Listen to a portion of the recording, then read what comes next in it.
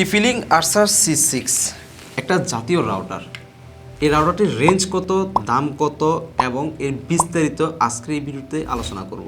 এই হচ্ছে TP-Link Archer C6 version 4। এই রাউটারের সাথে পাবেন একটি 12 ভোল্টের 1 অ্যাম্পিয়ারের চার্জার, একটি ইথারনেট কেবল এবং জাতীয় বুক ইউজার ম্যানুয়াল।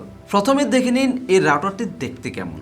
এই রাউটারের বডির ডিজাইন, কালার, বিল কোয়ালিটি এক কথায় অসাধারণ। এই রাউটারে ব্যবহার করা হয়েছে 1.2 GHz এর সিঙ্গেল কোরের CPU। TP-Link C6 version 4 AC 1200 এর ডুয়েল ব্র্যান্ডের একটি গিগাবাইট রাউটার।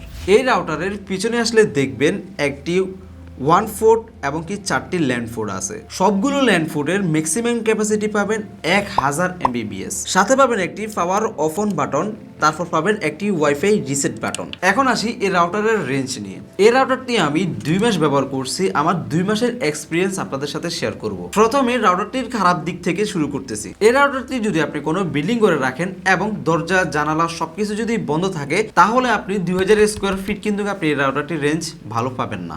এই রাউটারে 25 থেকে 30 জন ইউজার একসাথে অ্যাক্সেস করতে পারবেন। এই রাউটারে থাকছে ম্যাশ সুবিধা। আপনার অফিস যদি 4000 স্কোয়ার ফিটের হয়, তাহলে আপনাকে কিন্তু এই রাউটারতে দিবে শুধুমাত্র 2000 স্কোয়ার ফিটের।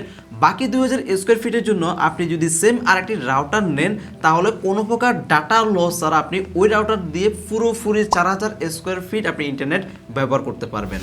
আপনাকে আইএসপি থেকে আর দ্বিতীয় কোনো ইন্টারনেট সংযোগ নিতে হবে না। এই রাউটারে আরো একটি সুবিধা হচ্ছে আপনি চাইলে যে কোনো ওয়েবসাইট ব্লক করে রাখতে পারবেন। এখন এই রাউটারটি আপনার নেওয়া উচিত হবে কিনা, সব দিক বিবেচনা করলে দেখা যাবে যে এটা একটি সেরা রাউটার এবং এটাকে বলে জাতীয় রাউটার। যদি রাউটারটি কিনতে চান, লিঙ্ক থাকবে ভিডিও ডিসক্রিপশনে।